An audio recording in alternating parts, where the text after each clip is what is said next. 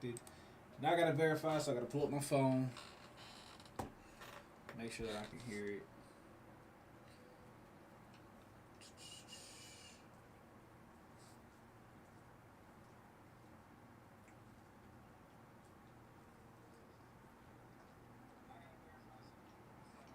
Okay. All right, looks like we up and running. I gotta share the link. Shared it to all socials.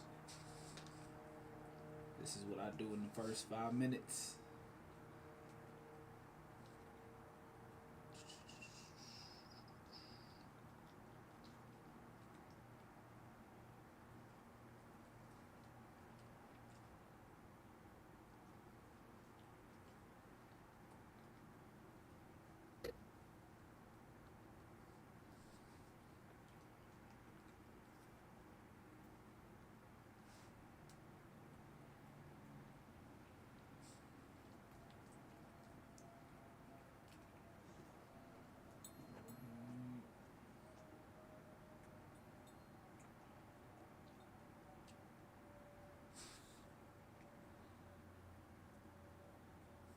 Jesus, it's not working.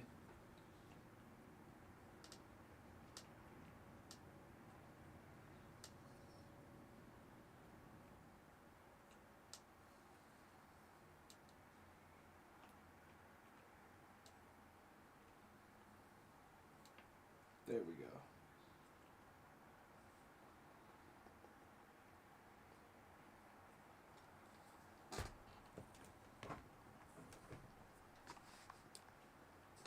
Okay. It's been 7 minutes since the start. Start time is 11. Let's see. Not 11. Start cutting at 2 minutes, 15 seconds. All right, ready to do this? Go. All right. Good afternoon, ladies and gentlemen. Welcome to the BLU42 podcast, sponsored by 28 Bands. I'm your host, Rel, and joining me today is my co-host, Trev. Say hi to the people, Trev. What up, peeps? Hey, man, I'm excited because this is my first ever pod with my homeboy, Trev. We finally got on here, finally made it happen. So you guys better buckle up because we got one hell of a show for y'all tonight. All right, so let's go ahead and start off. Introduce yourself, man. Let the people know who you are and how this came to be. Yeah, man. I mean, it's kind of a crazy story getting here. So, my name's Trevor, obviously. I grew up home, born and raised in Lee Summit, Missouri. Then wrestled my whole life growing up. Ended up wrestling at UCM with Rel for 2 years.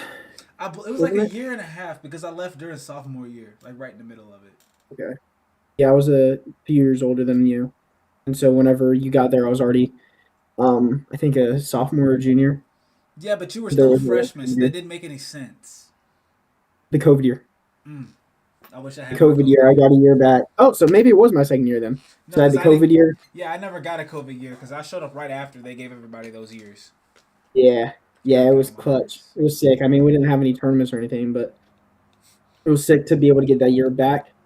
So me and Ro wrestled together. I was the 25 that year. He was the 33, so back to back. Man, that was a crazy 1-2 punch, man. That was a bad 1-2 punch because, damn, I was losing everything. That's all I remember. Dude, I was cutting way too much weight. I was getting drained out there, too. You were cutting too much weight, dude. I had one of the Bro, worst I weight was cuts weighing- on the team, bro. I dropped 30 pounds from what was it? September to November, I dropped 30 pounds, bro.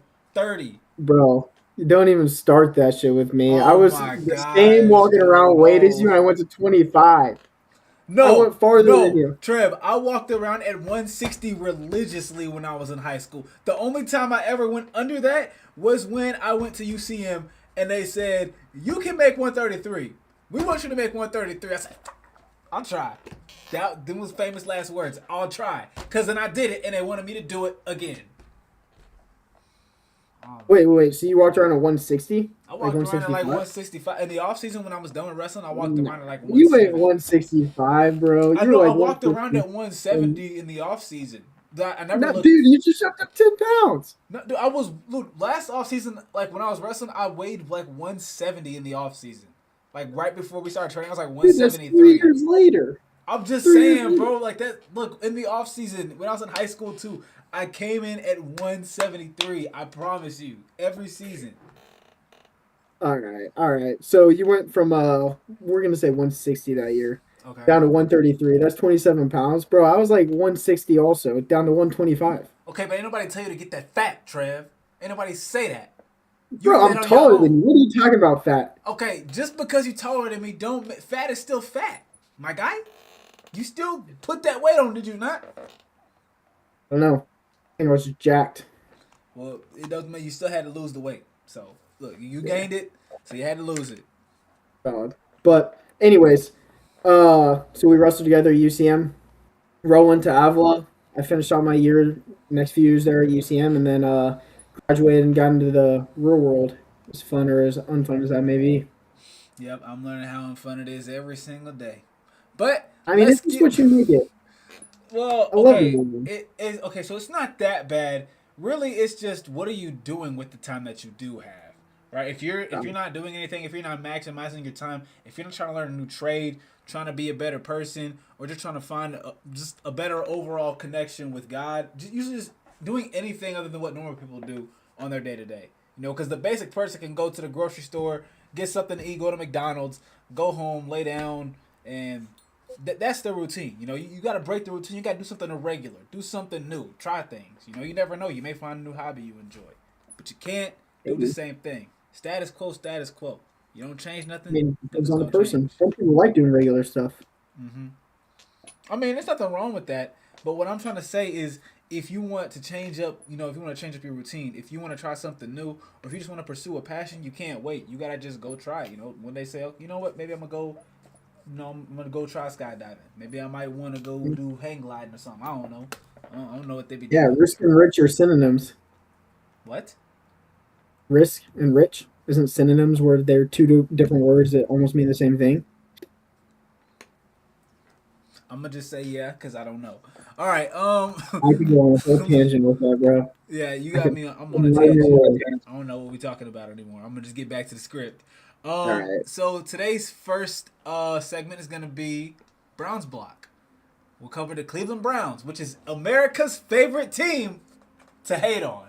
Like seriously, why do you guys always hate? Listen, why does everybody hate on my team, Trev? Why does Bro, nobody no one like my hates on team? your team. Yes, they do. The national There's media, nothing to hate my on. friends, bro. Y'all be dogging my team. Dude, I mean, the media, that's their job. They got to hate on stuff.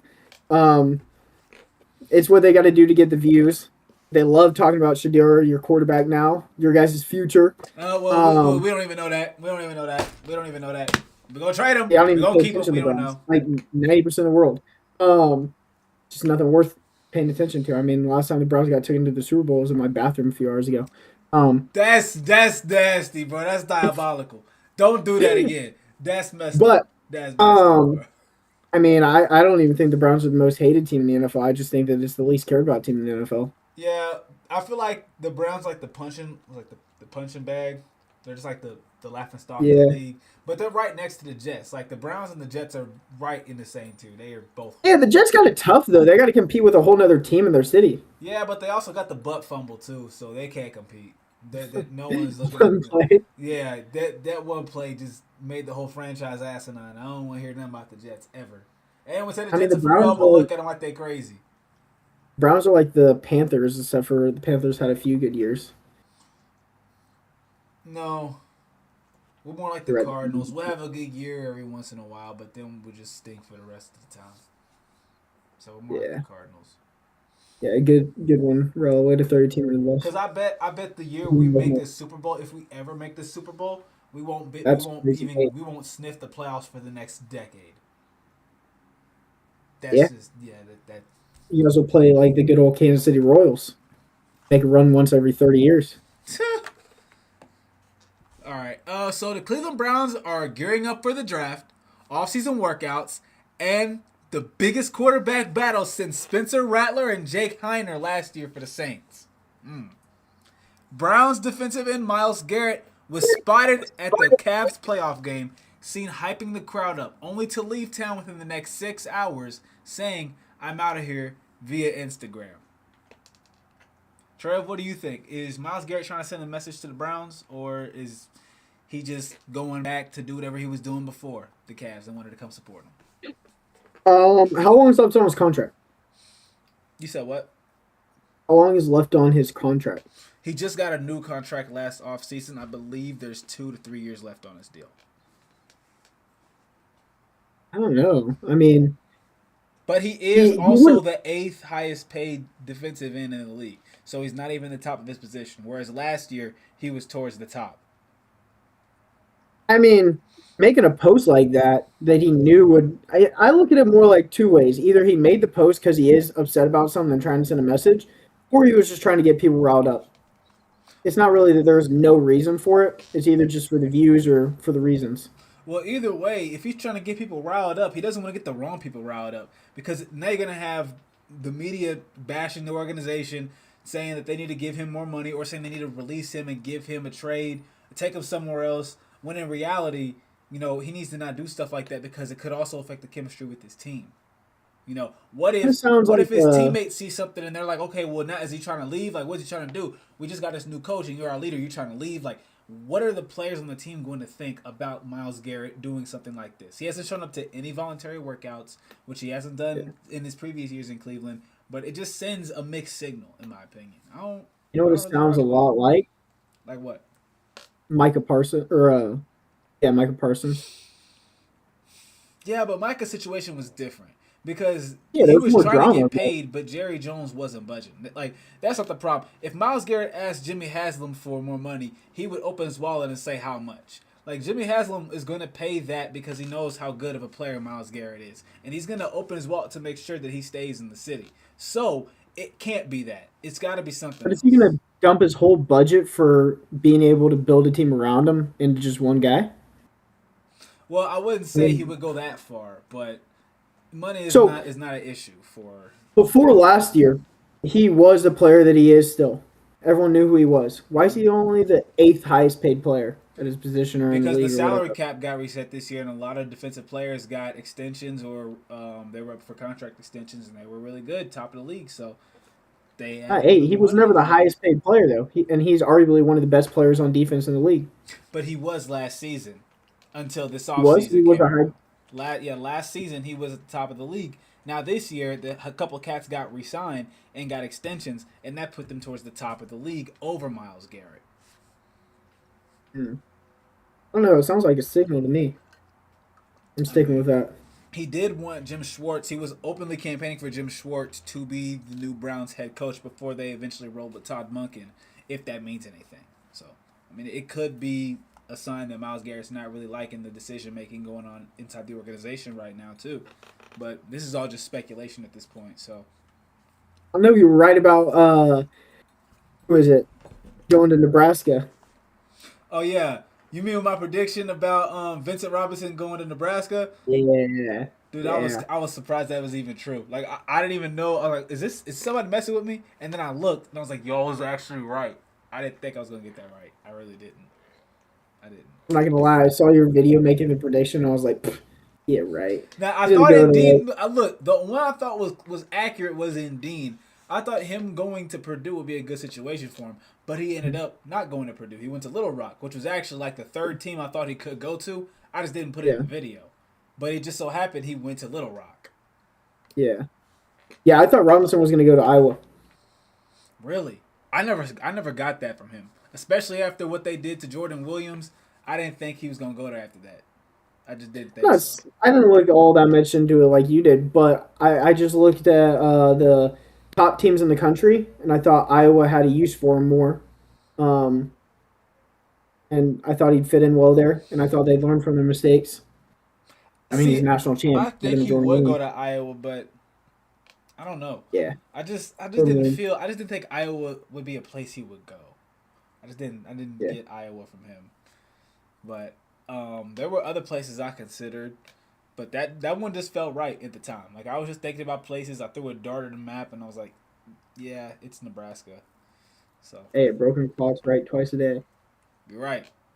Except I didn't get any other prediction right. Well, we still don't know about Ryan Crookham and Tyler Knox, and or who? Which one of those? Which one of them committed? Didn't one of them commit to Iowa already?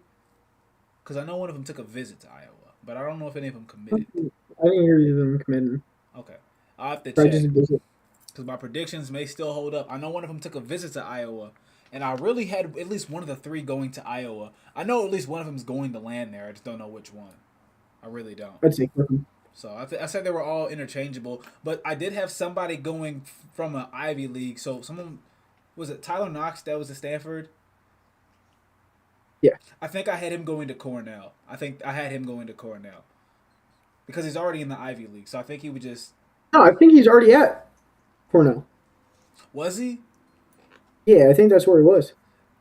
No, was it? I thought he was at Stanford. Somebody was at Stanford and they were in the transfer portal. I think it was Tyler Knox.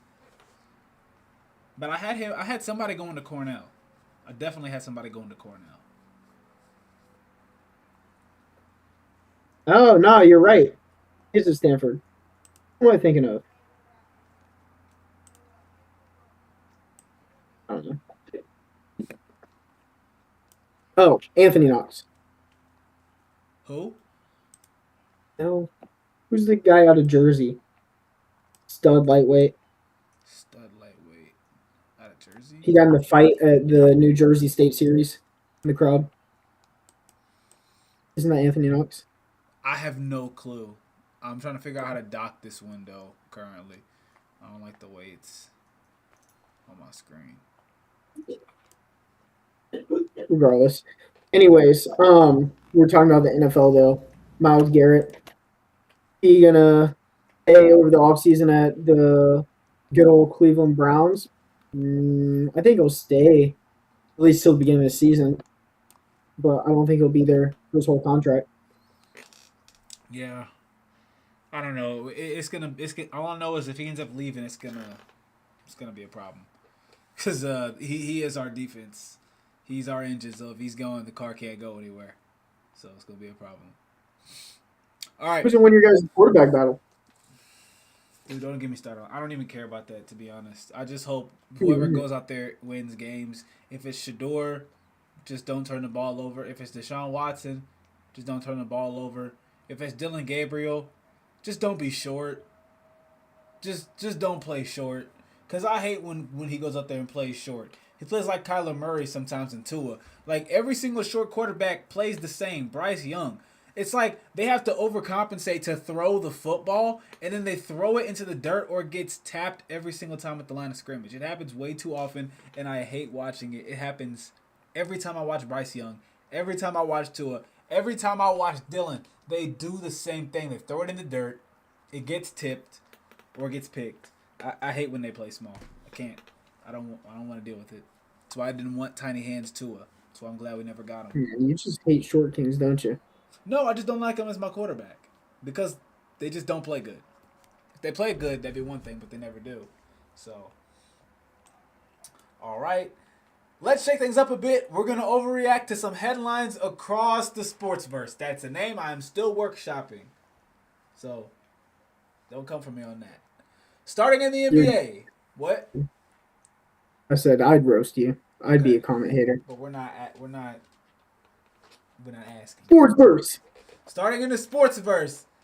In the NBA, the Pistons drop the Pistons drop one. Let me start again, okay? Let's slow down, okay? We have time. How are you guys doing? Welcome to the BLU42 pod. We're gonna start the whole episode over again because I can't say one line correctly. I'm sorry. Hey, you said sports burst, right? Shut up. Okay. The Pistons drop game 1 to the 8th seed Magic 112-101. This caused many sports outlets and news networks to overreact, deeming the Pistons to be in some sort of danger. Well, I'm here to say it don't matter. The Pistons dropped game 1. So what? Cade was doing everything. I mean, look at the box score, watch the tape, and tell me it wasn't 1v5. And maybe even 1v9 at times. I was watching that game back. Dude, Cade was the whole team's offense. He was the team's offense. If he wasn't scoring, no one was scoring. Look at the offensive numbers for every other starter on the Pistons, and then look at the opposition. It was Cade versus everybody. It was. I mean, I think big whoop too. I mean, what do they expect? A sweep? exactly. And it's not like they lost by a huge margin. With Cade carrying most of the offensive load, they barely lost by 11. I mean, I Yeah. think as soon as Ausar Thompson comes along and Jalen Durant, is Jalen Durant still on the Pistons? I think okay, if he's still on the Pistons, then him and Tobias Harris, if they all start playing their role, this won't happen again.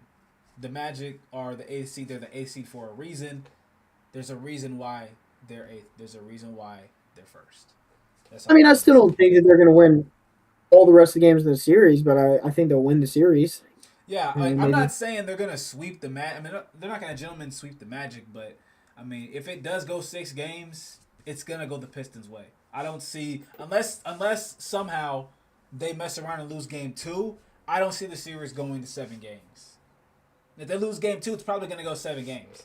But I don't think they're gonna lose game two. So I mean, we hope not. If they lose game two, then they're in some danger. That's what you don't want. The Lakers All that matters is you win four. take. Sorry, what? I said all that matters is you win four before you lose four. Mm-hmm. I wouldn't even worry about it. It's just one game. Exactly. I mean, you don't want to lose two. If you lose two in a row, it's going to be kind of hard to dig out of that hole, but it's possible. The Lakers take game one versus the Rockets minus Kevin Durant. LeBron James had a near triple double, but his performance was outshined by the star of the night, Luke Kennard. He led all scorers with 27 points. I watched this game live. Luke Kennard was balling. That dude was going crazy. Now, I knew Luke Kennard was a little bit of a shooter when he had that game winner. I forget who it was against. So I knew he was a baller, but dang. I didn't know he had that in him. Not Luke He was just Kennard. on. Hey, He was on all night. when you're hot, you're hot. I don't know what they Mhm. put in his food that night, but boy, he was scorching. Man, he was man. Did you see Yeah. did you watch any of the highlights? He had a couple of nice fadeaways. That white boy nice. You know how to hoop. Yeah, and when he's hot, he's hot. Put the ball in his hands. Yeah, I mean They they did. had him on pick and rolls, isolations. I mean, and then LeBron was playing like prime CP3 out there. He wasn't really going to score. He wasn't trying to score, but he was looking for open shots. He was finding teammates, and that's winning basketball. I mean, you don't have to do much when you have one of the greatest players on the planet out there, and he's creating plays, finding ways and lanes to get people open. And you have somebody like Luke Kennard coming out there carrying the offensive load. It's gonna be 10 times easier to find a way to win games, and that's exactly what they did. So they still got Luka Doncic too. See, Luka Doncic is out, and so is Austin Reeves. They're both out with injuries. So until they come back, it's just LeBron James carrying the whole team. So, now, I mean, it just sounds like he stepped up. To be honest, yeah, I mean that's what he had to LeBron. do. I mean, if he Yeah, didn't, then LeBron realized. yeah, I mean if he didn't, they'd be in some trouble because who else would be able to step up? They'd have to probably rely on DeAndre Ayton, who is wishy washy. Sometimes he wants to play, sometimes he doesn't. You got Rui Hachimura, who, truth be told, is not really a number one option. And then you have to dig even further into the bench. Maybe Dalton Connect, and he's a second-year player. Bronny James, again, second-year player. You don't want to dig that far into your bench in the playoffs, but they're going to have to, at least for this first-round series. Well, and the X factor is LeBron. I mean, even if he's not the one scoring the points, just having him on the court makes a difference in the game. You can't deny it. Oh, it definitely Um, does. Yeah, did you see the way he was he's playing gonna make last night? Like prime CP3. yeah, he's gonna make everyone around him better. I think the biggest factor in that game though is KD being out, and that's Yeah. a huge loss for the Rockets. Yeah, if the Rockets can't get Kevin Durant back, they're gonna struggle, and it's not gonna be pretty. They're gonna have to get Mhm. him back by game three because if he can't go by game three, they're gonna risk going down 3-0, and they don't want to be down 3-0 because it's gonna be pretty hard to dig out of that deficit. I mean, I don't know if I'd talk about 3-0 quite yet. There's still two more games happen before that. Yeah, Like in but half the world for NBA players. If Kevin Durant's out for game two, they're gonna take game two because they're playing at home. I think LA is a Yeah. hostile environment for teams to play. So I think it's going to be harder because let's not forget the Rockets are still a fairly young team. One of their best players is like a third-year player. He's only had 7 games of experience in the playoffs. So he doesn't have experience in those clutch situations when it counts most, when the time winds down, when you have to make the right pass, the right play up the court with 5 seconds left on the shot clock. Like he doesn't have that experience yet, so it's more likely things are going to go bad than good when you have a lower amount of experience. Plus, you have a rookie who's playing significant playoff minutes because another one of your star players is hurt. So it's going to be kind of hard for them to probably win that second game, especially when they're playing in LA. Now, if they're playing in Houston, I'd say they have a pretty decent shot, but they're not playing in Houston. They're playing in LA. So that's why I think they're going to drop game two as well. And yeah, I could get behind that prediction for them to lose game two, but losing the next two if they don't have KD, like that's kind of a hot take. At the end of the day, it doesn't matter if they're first, Get the second, third year brooms out. players. Get the brooms out. You're jumping on the bandwagon, bruh. Sweep it out. Uh, uh, at the end of the day, they're all still NBA players. I don't care how many years they've been in the league. They're there for a reason. They grew up playing in probably some giant college games as well, kids games, whatever it may be. They've been in spotlights before. Either they're going to make the plays and they're going to be that guy, or they aren't. I mean, by the time they're in their third year, I don't think it should really be all that big of a factor. Oh, they're only in their third year. They've only been in the league for 3 years. They've been that guy their whole life. Well, we'll see. All right. Eagles wide receiver A.J. Brown is said to be on his way out the door. Sources say the Patriots remain the favorites to land A.J. I read another report today stating how they expect him to be moved by June 1st or post June 1st. And they keep on saying the desired compensation is a first round pick and a second round pick, or a first round pick and a really good player. Do you think A.J. Brown's going to be moved by the Eagles? It says they're still actively shopping him, but they're playing coy with the media saying that A.J. Brown is an Eagle, but I don't know if I buy that, especially because they're still looking to trade him. Now, if they're looking to trade him, he's gone. He's good as well as gone. I mean, imagine A.J. Brown's perspective. Even if he does stay there, they shopped him around all season, and then he's like, "Oh, now you want me to play for you guys?" I think the Patriots seem like a good fit. Another team that I could see him with is the Broncos. That would be a good 1-2 punch right there. I could see quite a few teams, honestly, but I don't think that if they're swapping, honestly. yeah, especially a guy like A.J. Brown, and the Eagles also have a guy that's ready to step in the role, be wide receiver one, Devontae Smith. I mean, he's a little undersized, but that's what they said while he was at Alabama. That's what they said when he was a rookie in the league, and he just keeps growing up. And they said the same thing about C.D. Lamb also. Well, that's the Whatever thing. he was. You know that they can say all they want. A player's undersized. He can't do this. They said to make a book. Still, though, I don't see any reason why Devontae Smith won't be able to fill that wide receiver one role, especially if they get another wide receiver two who can play his role next year. And then your dog is crazy. Yeah. And I think the thing with the Eagles, too, that's more important than any receiver they have, their defense, dude. I don't see any way that they aren't the number one defense in the league again. Well, I mean, you also have to consider the fact that Jalen Hurts and A.J. Brown don't have a really good relationship right now. And when the wide receiver stops trusting the quarterback, that's when the relationship starts souring. You can't really do anything at that point. You have to kind of break them up. And you have to choose the quarterback over the receiver every time if the quarterback is still, really good. Which Jalen Hurts is a franchise-level quarterback. So you're not Yeah, going it to get just rid of sounds him. like, I mean, the Eagles saying that he's an Eagle, that just sounds like nothing more than what are they going to do? Trash his name? Technically, he is still an Eagle. What do you want them to say? Oh no, we're doing anything we can to get rid of him. No, that's just not how the politics in the league works. They're never going to say that. No. And I wouldn't expect them to say that. If they were to say that, that just goes to show that the Eagles do not know how to run an organization correctly, but they do, obviously. So that's why you get the general manager coming out saying the PR answer, A.J. Brown is an Eagle. Of course, he's going to say that. He's Exactly. It's the the GM. PRM. Now, do I think their coach is all that good? Different story. Vic Man, Sirianni is unique. I'll say that. I think he's one of the worst coaches in the NFL. Really? I mean, look at the talent that he has. How Well, can you not be good with that? I mean, look, what was he rated on the coaches poll? Because I know Kevin That's Stefanski was irrelevant. ranked really low. The last 2 years, he was ranked like bottom of the league. I don't know how low Nick Sirianni was, but I'm pretty sure he was towards the top. I mean, yeah, but he also has the best team in the league. I think some of his play calling suck.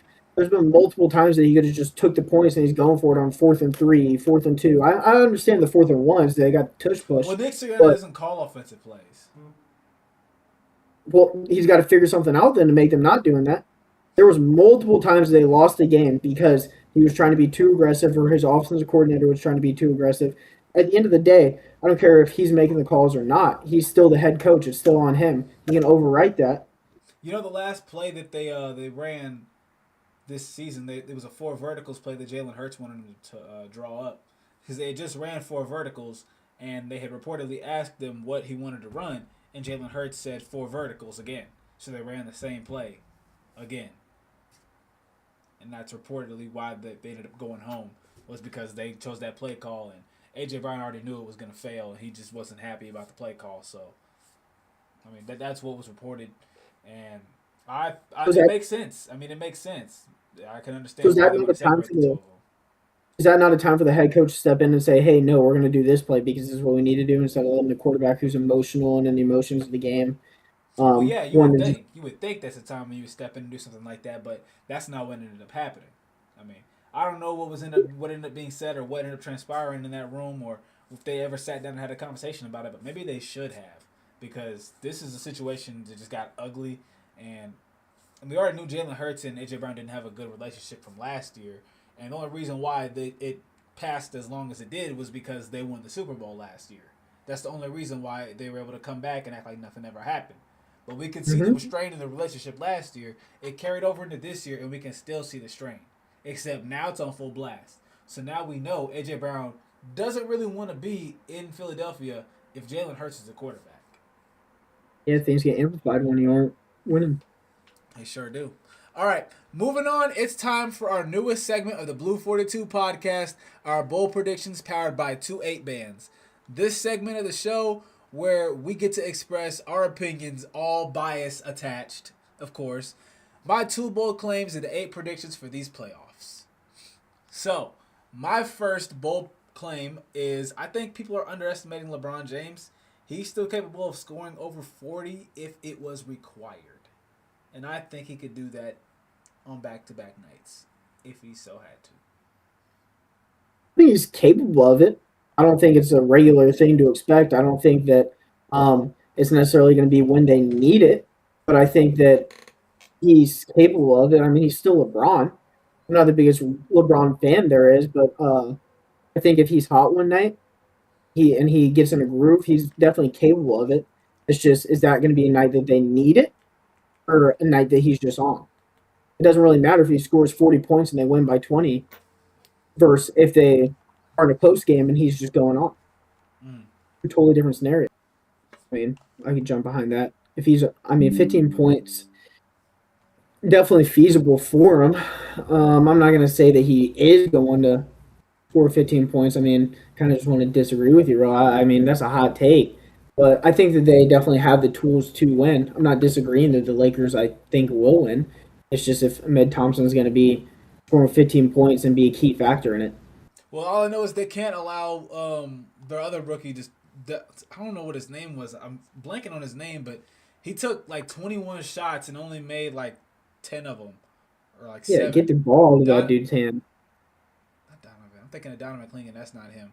Reed Shepard. That's his name. Reed Shepard. He's a second-year guard. He took 21 shots and only made like 7. You cannot have that if you want to win games. You can't. So yeah, I think Amin Thompson will have to step up because if he has to take all that many shots as a second-year player, it's not gonna be too it's not gonna be a very good ending for the Rockets. All right, now we're gonna have our 8 predictions for this year's playoffs, all the first round matchups, and we're gonna pick which team we think's gonna win. I'm gonna tell who's currently in the lead, and I'm gonna say which star players are on which team, just to make it simpler on everybody watching and us as well. Now we have the Los Angeles Lakers versus the Houston Rockets. LeBron James is the lead on the Lakers. Kevin Durant is the lead on the Rockets, but Kevin Durant is currently out. The Lakers lead 1-0. Best of 7 series. I think the Lakers are winning that. Oh wait, no. When's KD back? Get back. KD is out with an injury. It'll probably keep him out for maybe game 2, but he should be back by game 3. Oh, who you think's winning? You said LA. I got LA in 6. I think I'll take Houston. I think that AD, let's say he gets back game 4. I think Houston's able to steal one or two of them. But let's say he gets back game 4, they're down 2-1. With KD in that game, it's going to be a totally different series. And especially if the Lakers are just sneaking by, getting the 2 wins, I think they could easily come back and win that. Okay. And we got Minnesota or Denver. Denver is leading the series 1-0. Denver's star player Nikola Jokic and second player Jamal Murray. For the Minnesota Timberwolves, it's Anthony Edwards and Rudy Gobert. I forget if they have anybody else really good. I don't really watch them. Man, I love Ant, but I got to go with Denver on this one. Yeah, Denver's been on a surge as of lately. I don't think they're gonna lose. I think it'll be Denver, and it'll probably be in 5. All right. Next, we got Yeah, the New York Knicks and the almost said Falcons, uh, the Atlanta Hawks. Yeah, I don't really care for that team. So I'm gonna go ahead and say I think New York's gonna win, and I think it's gonna be in 4. bro, I thought you would be a huge Trey Young guy. Trae Young is not on the Um, Hawks anymore. He's on the Wizards now.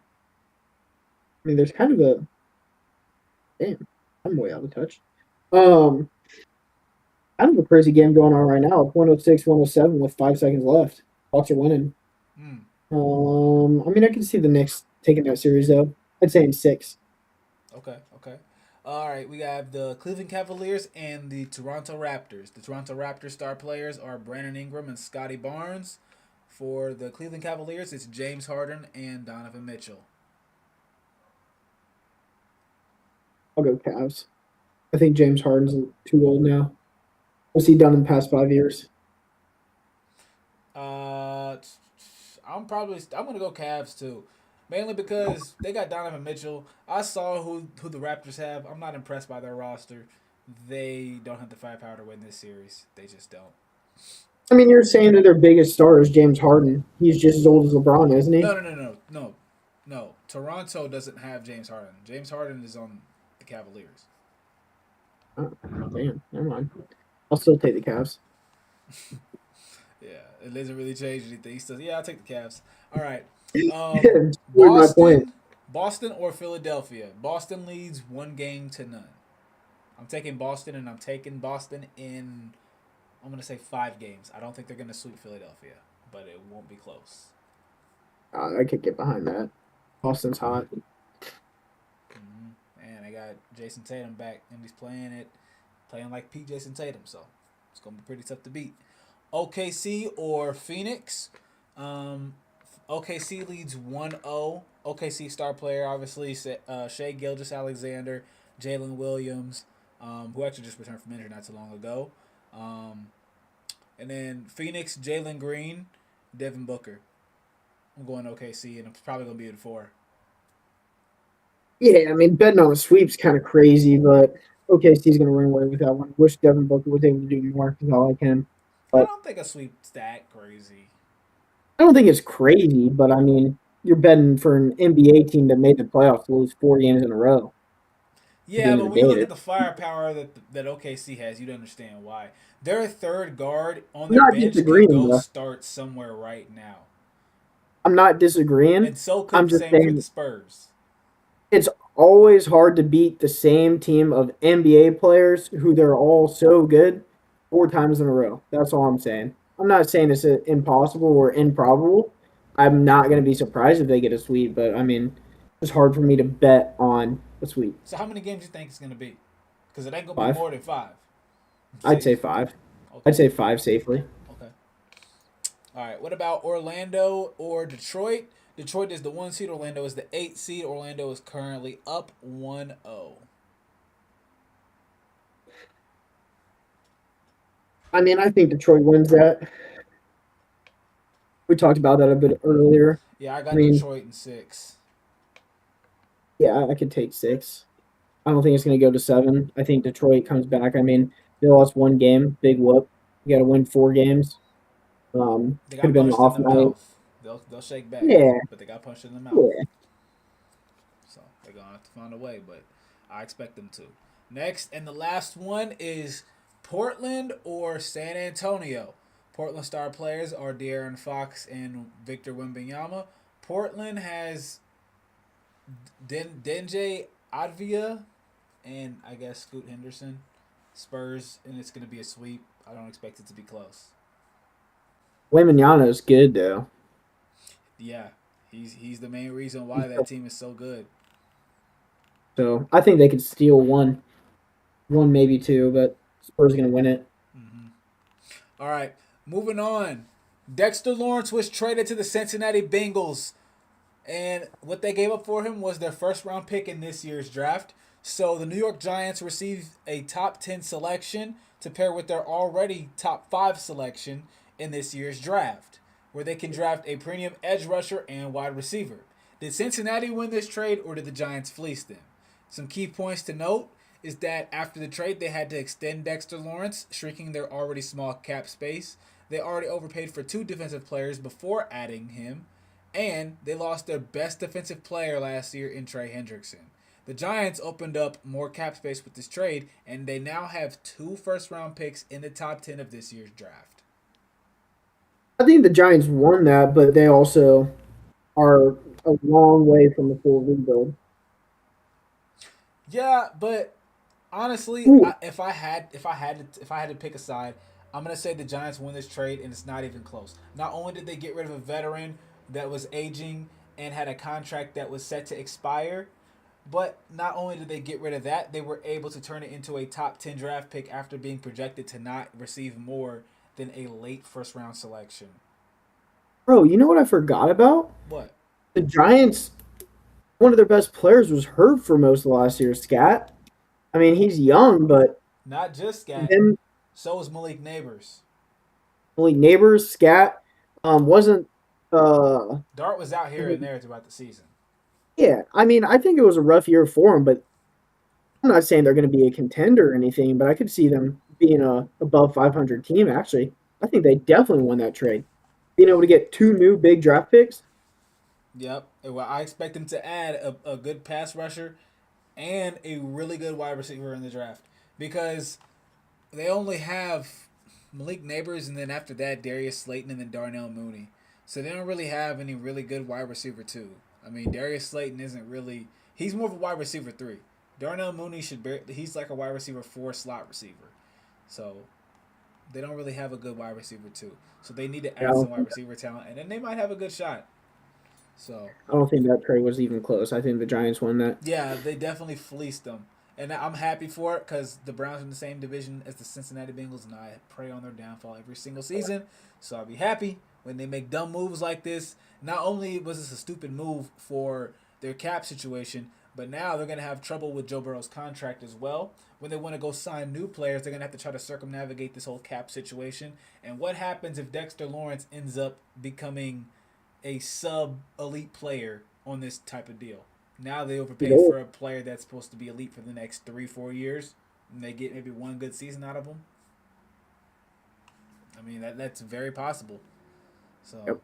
you rather move on from players too early than too late. All right, Completely agree. we're gonna stay in New York because Odell Beckham Jr. was spotted today in New York at the Giants facility. I mean, it's a facility. See, I don't know why I said that. I was looking at 2 words at the same time. I said them. Okay. He was spotted today at the Giants facility. Facility. Thank you, Trevor. I don't know why I can't speak. Notably, this wasn't just a meeting. He was going in for a physical. This signs that, sorry, this signals that Beckham. There's a lot of errors on this. Jesus, I should have fixed this before hopping on here. Or you just can't talk, bro. No, there is a lot of red lines on this script right here. Like I did not type. I was typing fast. So, but this signals that Beckham should be signing to the Giants this offseason should he clear a physical. Now, Beckham was past an elite wide receiver and had a relationship with John Harbaugh, from Baltimore. I don't know why Jim is in here. Let me retype that, John Harbaugh. Bro, you should have just chat GPT this. Look, man, I was rushing. I was busy. I got home and I It's had to way hurry. quicker than chat GPT. Man, okay. But is this a good move for the Giants? Should they go ahead and add Odell Beckham Jr. back to the team If they do, he would slot in perfectly as the number 2 wide receiver behind Malik Neighbors. And they did lose Wandale Robinson in free agency. He was an 1,000-yard receiver for the Giants last year. I mean, it helps that to fill a spot that they're losing. Um, I don't know if I can get behind him being wide receiver number 2 though. He hasn't done anything in so many years. I think he would be a good wide receiver 3. Um, I think they need to use one of those draft picks to put another wide receiver 2 there. Maybe some young buck that he can be wide receiver 2 at the beginning of the year, and then as the Like a year goes Malachi on, Lemon, Omar Cooper's yeah, age, someone like that. yeah. But see, I they think have a high Amar pick. Cooper would be a great addition for him. Who? Amar Cooper, Amari Cooper? no Omar Cooper. Oh, Omar Cooper. I was gonna say Amari Cooper retired, dude. But Nah. he retired. But yeah, Omar Cooper would be a good one. But with that high of a pick, they could even go up and maybe even get Carnell Tate. If they wanted, they could draft Carnell Tate 5, and they could come back and get a top edge rusher at 10. Or they could go ahead and draft the top edge rusher, and if the Browns go ahead and take Carnell Tate, then they could go ahead and maybe get a Jordan Tyson or a Malachi Lemon, whoever falls there.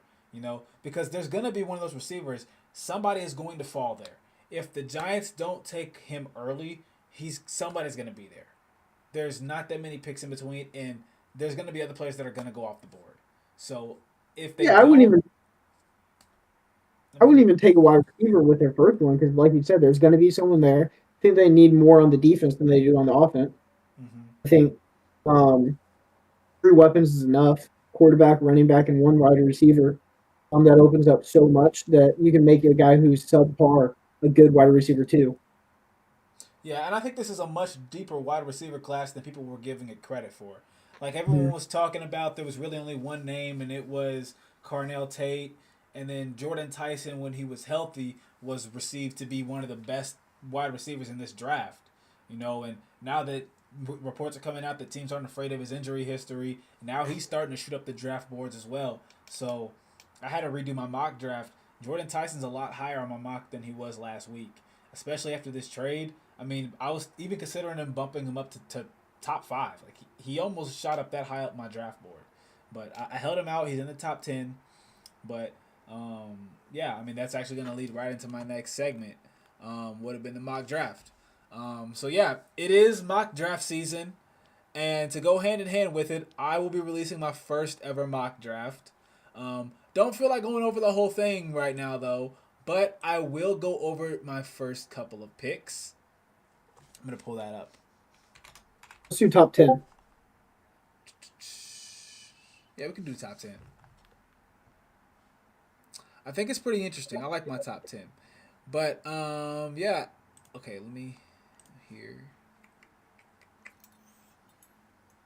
Okay. Here, you want me So, to go? you want to go first? I don't care. I just thought you were looking for it. No, I was looking for it. I just found it. Okay, You you're have a good mock then. draft too? Yeah, I got a top 10. All right.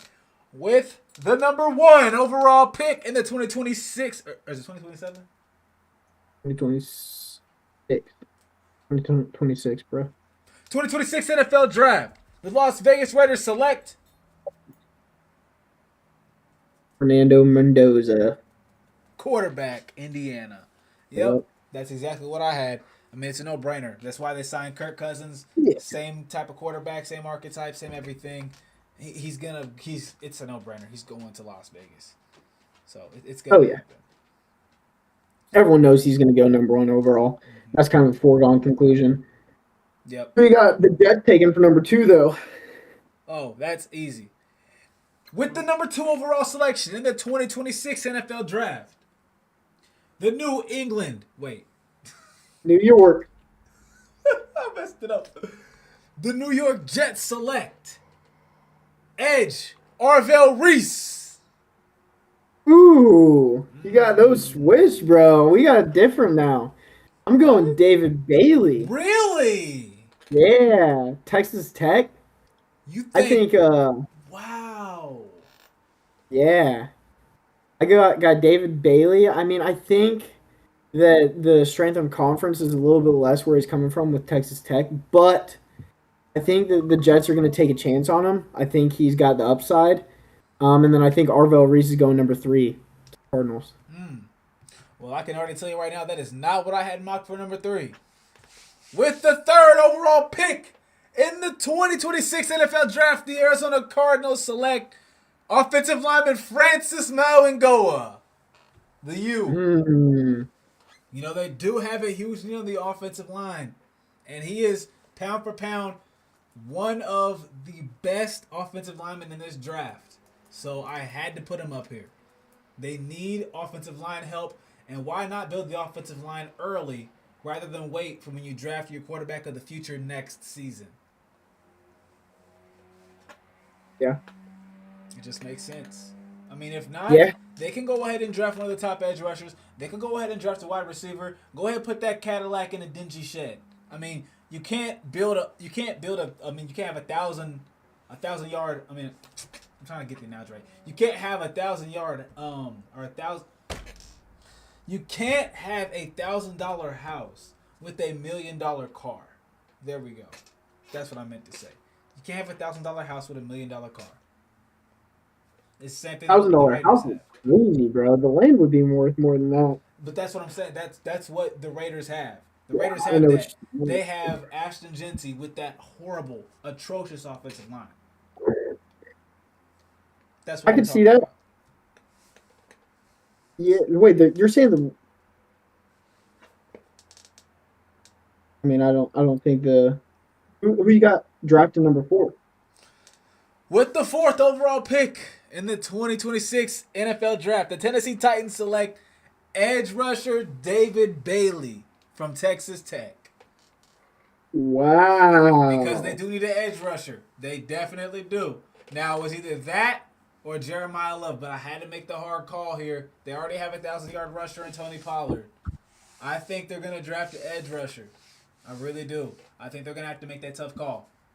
See, I got the opposite of you. I got Jeremiah Love going to him. See, I had him mocked there originally, but I think they're going to draft him instead because you can always go back and get another productive running back later.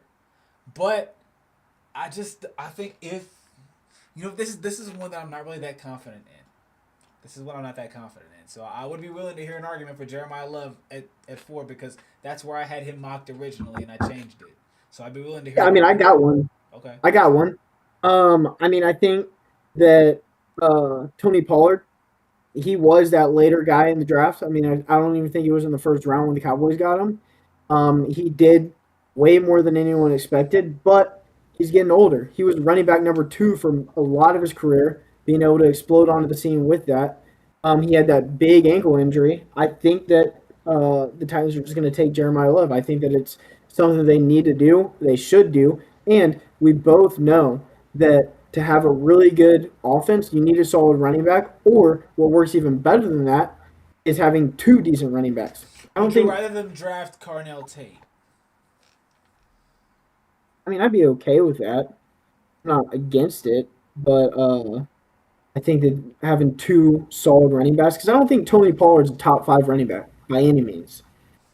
Well, he was in the top half of the league for rushing yards. What top half is way different than top 5. Yeah, but he wasn't a 1,000-yard rusher this season. So he wasn't, or he was? No, he was. Not every back in the league was a 1,000-yard rusher. I mean, yeah, but look at the Lions. Look at the Lions. They built their offense kind of around having 2 really good running backs. I think having 2 good running backs plays way more than having 1 really good. I don't think Tony Pollard is really good. I think he's just good. Yeah, that's fair. You know, I actually know Tony Pollard's cousin.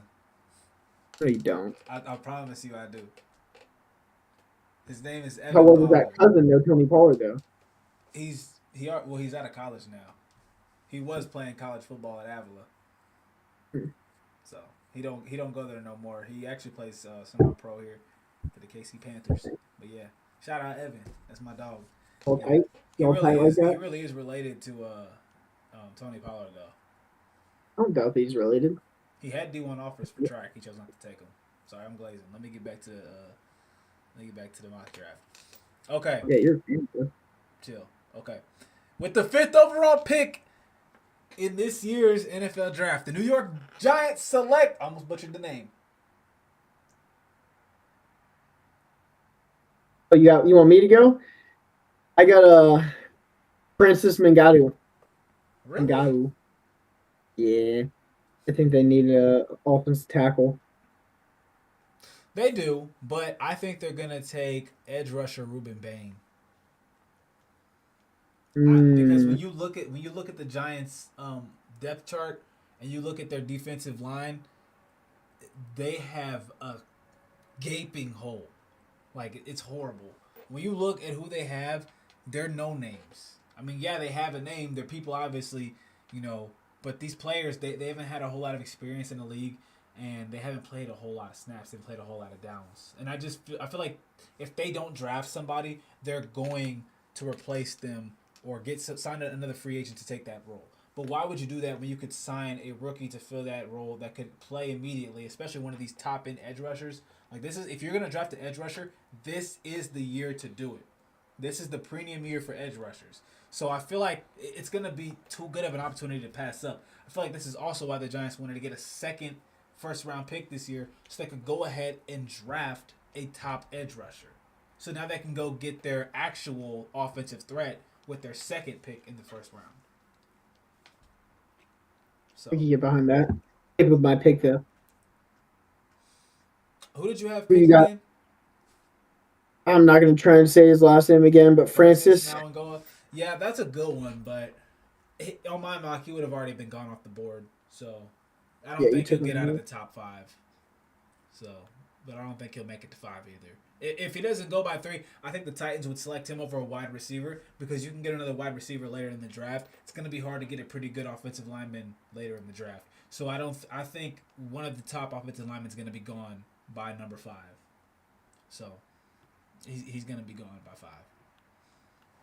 Yeah, I mean, I can see him getting drafted by Tennessee, and then that will mess up my whole mock draft. But all Mm-hmm. right, who you got? Number 6.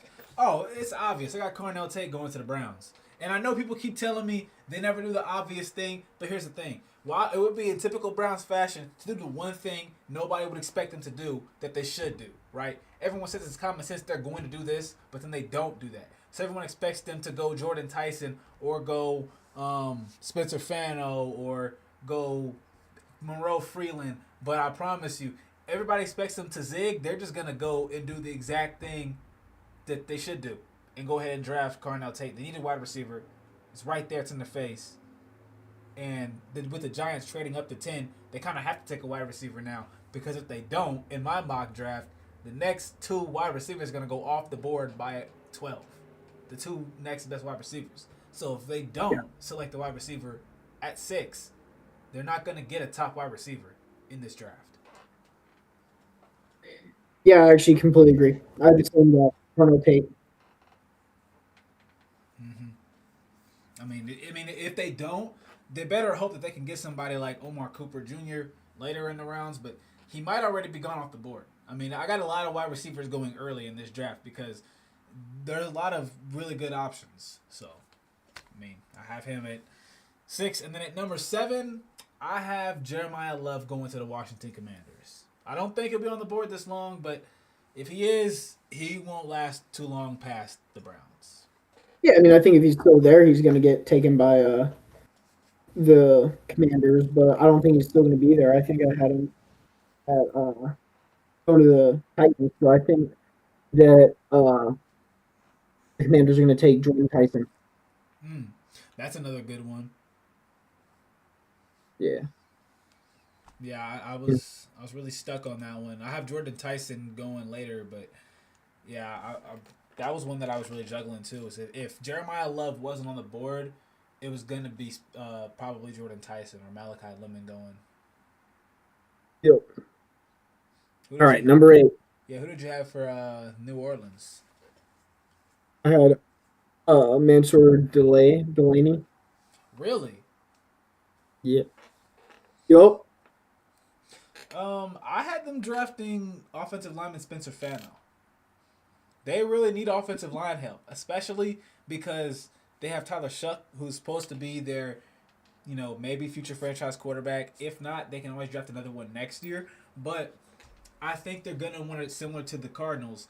If you're gonna have somebody playing quarterback for your team, you're gonna want to build the offensive line because if you don't, how are they gonna survive out there? It's gonna look like how Deshaun Watson, not Baker Mayfield, but Deshaun Watson, Shador Sanders, Dylan Gabriel, Joe Flacco, how all those quarterbacks are playing for the Browns. That's how it's gonna look when they get in there. If you don't draft offensive linemen and replace them, so that's why I think they're going to build the offensive line so that way Tyler Shuck doesn't have to worry about trying to run for his life. All right, who you got the Chiefs taking? In the draft, we have a trade. The Kansas City Chiefs trades the pick to the Dallas Cowboys. No way. And with the 9th pick in the 2026 NFL draft, the Dallas Cowboys select Caleb Downs, safety. Yeah, I think you're absolutely insane that the Chiefs are going to trade that away. I think they're taking Caleb Downs themselves. But are you sure? Did they already make the trade or something? No, they didn't already make then the you're trade. Insane. But you're insane, man. They aren't trading that away. Don't they need a safety right now? Who? The Chiefs. Didn't they lose? Yeah, didn't they lose their free agent? I have no clue. But I mean, if it's any consolation, I have them drafting Sonny Styles at 12. Because if either the Cowboys are going to draft Caleb Downs or Sonny Styles, one of those two is going to go to Dallas. They're going to trade up for one of those two. Because if they don't, the Chiefs are going to take whoever is on the board. So I just think they're going to move back like 3 slots and take Sonny Styles. I mean, I don't really see it really being that big of a problem. When I'm looking at my draft board, I just think that it would make sense. I mean, because the Giants, they might have came up to try to get him, but this was originally the Bengals. But because the Bengals traded that pick to the Giants, I had to change my draft board. But this was originally supposed to be where Caleb Downs or Sonny Styles was going to go, and then wanted to get ahead of the Bengals. So I had them trading into this pick. So, I mean, if I rework my draft, it'll probably be a little bit different because they wouldn't need to trade up because obviously if they really wanted Caleb Downs, they could do that. But if not, they could just wait until he falls to them because Caleb Downs will probably still be on the board by 15 if the Ravens don't take him. Because I don't think the Rams are going to take Sonny Styles. I think they'll probably draft Mansour Delane because I think he'll go off the board to the Rams at 13. Yep. All right, it all comes full circle now. I think the Giants take with the 10th pick Omar Cooper. Like I said earlier, I think they're going to need that addition. I think that's a solid wrap up to their offseason. I mean, they take him. I think they're well above 500. Cooper Jr. over. You got Omar Cooper Jr. over Casey Conception, over Denzel Boston. Yeah. You got him over Jordan Tyson and Malachi Lemon. You know they're still on the board, right? I think I put Jordan Tyson up at. Oh, you did put Jordan Tyson up there. Yeah. I don't think, but Omar Cooper Jr. isn't better than KC Conception or Malachi Lemon to me. I don't think so. Malachi Lemon I can jump on, but KC Conception. I got Malachi Lemon going 11 to the Dolphins. The Dolphins have to draft the wide receiver, so they're gonna take whoever's best available right there. Yeah, I agree. I think that 10 and 11 are both going to be receivers. Yeah, I mean that it kind of is the worst kept secret that they both need wide receivers. So, I mean it makes sense for them to both go off the board back to back. That's why I think the Browns are gonna have to draft a wide receiver at 6 now because if they don't, 2 of the top wide receivers are gonna go off the board back to back, and then if the Chiefs decide they want to draft a wide receiver because they may need one, they could go ahead and draft one. Now, top 3 are off the board. The Jets are going to come back and draft a wide receiver. Now it's like, okay. I don't think the Chiefs draft receivers high. I don't think they will. I don't think they need to. Yeah, I mean, they already have some pretty decent ones, but, the Chiefs are always looking for another wide receiver. I don't know why. Yeah, but I think they can turn an average receiver to make him look real good just because they have that X factor in Patrick Mahomes. It makes everyone look good in the offense. Yeah. All right. You can scramble long enough to get him open. So I have a couple more highlights from my draft I just want to cover. I have KC Conception going to the Jets at 16. I have the Dallas Cowboys trading their pick to the Browns at 20 so they can leapfrog the Steelers to draft offensive lineman Monroe Freeling because I think he will still be on the board at this point. And if they don't trade up for him, the Pittsburgh Steelers will take him with the 21st overall pick. So the Browns trade up from 24 to 20 to snatch him in front of the Steelers, and they'll select Denzel Boston. I think the last player picked in this round will be safety Emmanuel McNeil Warren. He'll be selected by the Seahawks at 32. And Omar Cooper Jr. will be going to the 49ers with the 27th overall selection to replace Brandon Ayuk. Yep. I didn't honestly make a draft board that deep. I went to 10. I thought that's good enough for me. Yeah, I wanted to go all the way down to mock the first round because I just really wanted to see, and I haven't really seen all these prospects play. So some of this stuff I just filled in based on teams' needs. I looked at the rosters. I looked at the team needs on ESPN and the NFL Network. I just tried to see what these teams needed. And obviously from watching some of the games this season, I could see. But then also looked at player reports, like injury history, how they are, how the team feels about them. And that's what I made my decision based off of. So it made it real easy towards the end to just finish up the rest of this mock draft. But all right, and I think that's all I got. I mean that was the last segment, which is to cover the draft and see what you guys thought about that. See what you thought about it, Trev. How do you like the pod? Do you think we got to change a couple of things? What's the format? How you like it so far? I mean, I like it. I like to keep it a little bit informal, just to kind of ramble, give us a chance to talk. I mean, just be completely frank. I'll say this before many people watching, but I'm a sports guy, but I don't pay attention to it like you do, obviously, Raw. I'm way too busy with just different things I got going on in my life. It takes a lot of it. I'm working 8-hour days with that, and so taking time to actually pay attention and look at all these sports updates, it's just not what I do. Um, but I do. I grew up playing sports. I love sports, and so I love being able to get in, head up a little bit, um, learn a little bit more. Watch a lot more college sports than I do pro. Um, Mm-hmm. but yeah, I mean, I like the setup. I like having a little bit of guideline, but then we can also just kind of go off the rails, talk about Yep. whatever. Can always just freestyle, do whatever we gotta do, man. That's how I like to Yeah, keep it. All right, Trevor. I appreciate you for sliding through to the pod. Appreciate you guys for watching. I'm gonna go ahead and get out of here, submit these clips to my editor, and we gonna get these clips posted. Peace, of course. everybody. I'm in the street.